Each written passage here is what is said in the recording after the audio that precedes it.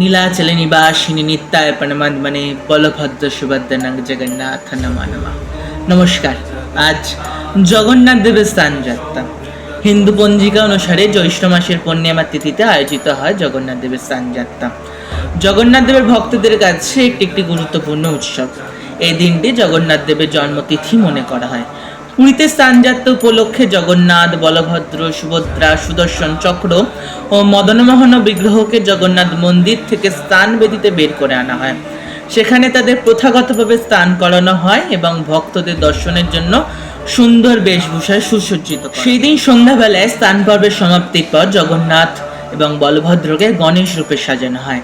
এই বেশকে বলা হয় গজবেশ। প্রথাগত বিশ্বাস অনুসারে 108 ঘড়া স্নান করার পর জগন্নাথ দেব অসুস্থ হয়ে পড়েন। এই সময় তাকে রাজবৈদ্যের চিকিৎসাধীনে গোপনে একটি সুরক্ষিত কক্ষে রাখা হয়। জগন্নাথের এই অসুস্থতার পর্যায়টিকে অনশরে নামে পরিচিত। এই সময় ভক্তেরা দেবতার দর্শন পান না। তাদের দর্শনের জন্য বিগ্রহের পরিবর্তে মূল মন্দিরে 3টি পটচিত্র রাখা হয়। এই সময় ভক্তেরা ব্রহ্মগিরিতে অলরনাথ মন্দিরে যান। তারা বিশ্বাস করেন অনশর পর্যায়ে জগন্নাথ অলরনাথ রূপে অবস্থান করেন। কথিত আছে রাজবৈদ্যের আয়ুর্বেদিক পাচন খেয়ে এক পক্ষকালের মধ্যে সুস্থ হয়ে ওঠেন। তারপর ভক্তেরা আবার তাকে দর্শন করতে পারেন।